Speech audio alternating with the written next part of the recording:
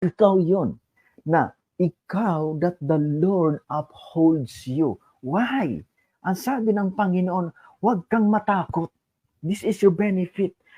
Ibig sabihin lang, may pinagagawa sa'yo ng Panginoon. Ma'am Vilma Dinglasan, Sister Lydia, may pinapagawa sa atin ng Panginoon. Anong pinapagawa sa atin ng Panginoon? Anani Brillante? Huwag kang matakot.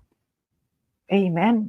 Yan, Sister GM Tugonon, thank you for dropping that comment. You are God. God upholds you. Pastor Andy, Pastor Arlene. Yes, you are. Sister Gina, pinangahawakan ka ng Panginoon. Kung ikaw man ay babagsak ng hina, nandito ang kamay ng Panginoon upang ikaw ay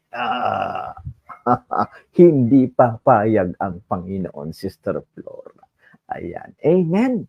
Ayan, ikaw yun. Sabi mo, ako yun. Ako yun. That's your identity.